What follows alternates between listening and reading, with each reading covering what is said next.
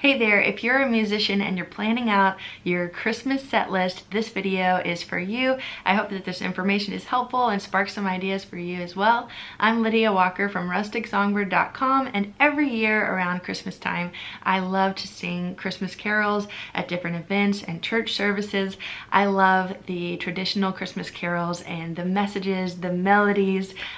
Christmas music is so beautiful and it comes around every single year. So if you are getting ready for Christmas music at your church or performing your music somewhere, I hope that this is helpful as you're planning out a set list.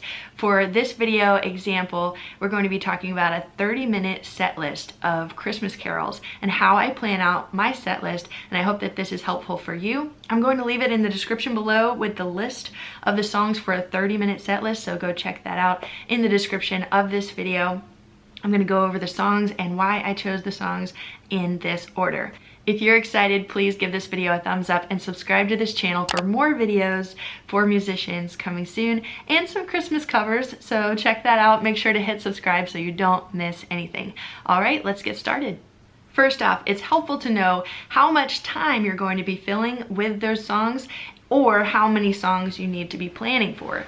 So, for example, for a 30-minute set list, I will choose 10 songs that are about 3 minutes each for a 30-minute set list. So if I know that I'm looking for 10 songs, then I think of what would be a great upbeat song to get started with, and what songs flow well into the others, and then also what's a great song to end on and leave everyone just happy and peaceful and serene at the end of this. You know, how do I want people to walk away from this set of songs? And so I try to think through it and really give it that structure. So I start with a list. If it's a 30-minute set, then I'm going to start with that first song. I love to start out with Go Tell It on the Mountain in kind of a bluegrass, upbeat feel. Go tell it on the mountain. People clap, they stomp their feet, they tap their foot, they get excited. People put a smile on their face. What a great way to get started.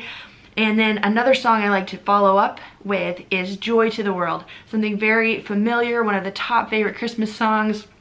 A lot of these are public domain, by the way, so you can just look up a list of the top favorite Christmas songs, Google top public domain Christmas songs, and you'll come up with a whole list, and you can choose which ones sound good, which ones flow well together. So I start off with Go Tell It on the Mountain into Joy to the World. The next one I like to do is the First Noel, and I will play this in the same key as Joy to the World, which is a great tip. It's easier to transition into another song if it's in the same key. So I'll go from Joy to the world, the Lord is come. I'm gonna sing, you know, a happy, upbeat version of that, and then go into more of an open feeling, the First Noel, very pretty, maybe focus more on the vocals. If you have more instruments, maybe add some strings in for that, a very emotional, but also, you know, very peaceful sound.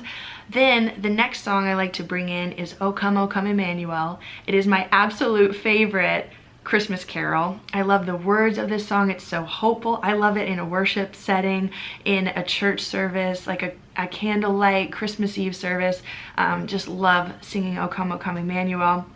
So then we're kind of bringing it down. We're bringing it into this really kind of sacred moment of those the lyrics of the song, and also the feel and the sound of that song is in a minor key as well. So if you want to do a minor key, it's a little more sad feeling, you know, a little more haunting feeling, kind of you know, not as upbeat as the ones we started out with, but that's okay. We can kind of move in through this more reflective, thoughtful O Come Emmanuel.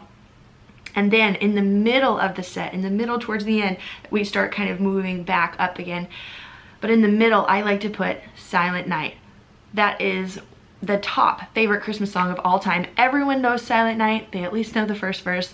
I love to sing several verses, and I'll pick and choose which ones are, you know, easy to sing, most familiar. I might not do, there's a lot of verses. I might do 3 verses and then come back around to that first verse that everyone knows and just go through the first verse of Silent Night to end it. You can do a lot with the music production if you're adding in instruments, or if you have other things going on like video or lights. That can be a really sweet moment.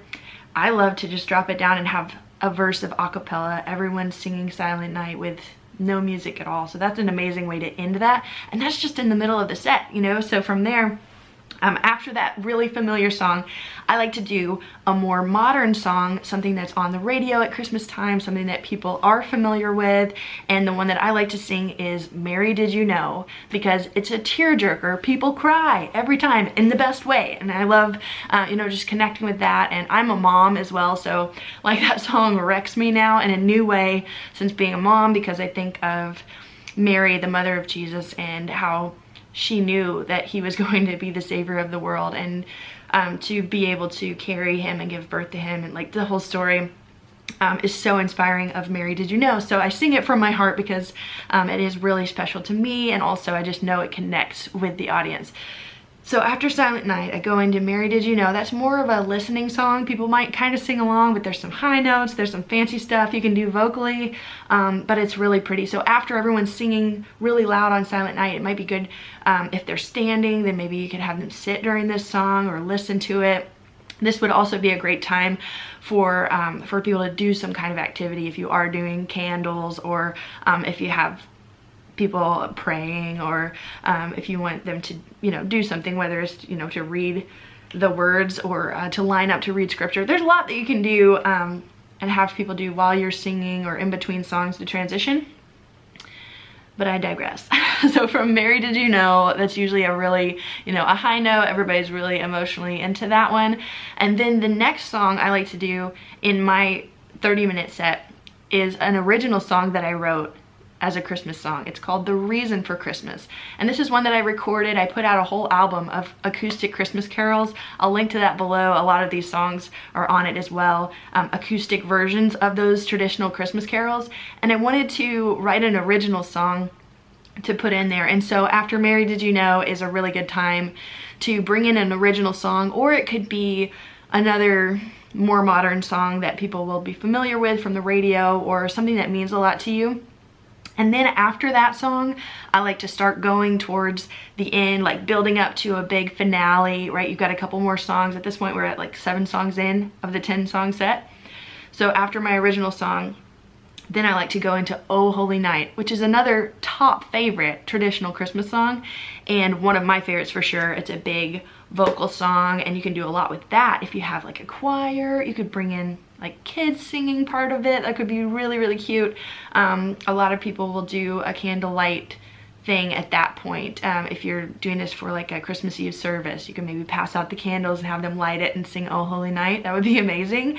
And then I like to get it more upbeat towards the end, like I said, to have like a hopeful ending at the finale. So Oh Holy Night, what an amazing moment. And then after that, I like to go into Oh Come All Ye Faithful. Oh come, let us adore him. Have everybody singing from their hearts, just like amazing, beautiful worship song. A great response to all of these amazing lyrics that they've just heard, and all these carols that are about Jesus coming to save the world. And then Oh Come All Ye Faithful, like just an amazing invitation and also response for people. If you wanted to have a prayer at this point in the service, that's a great time to have it, a prayer time, or, you know, maybe a prayer all together. And then after Oh Come All Ye Faithful, the last song that I love to end with is kind of a surprise. People are not expecting it, but it's really fun. It makes everybody kind of stop, and it's called We Wish You a Merry Christmas. So I love to sing that Christmas carol, really upbeat. We wish you a Merry Christmas, we wish you a Merry Christmas. And everybody kind of has that hopeful, upbeat feeling at the end. So I'll end with We Wish You a Merry Christmas, but get this, I make it into a medley, and at the end of We Wish You a Merry Christmas, I go into a little bit of Feliz Navidad.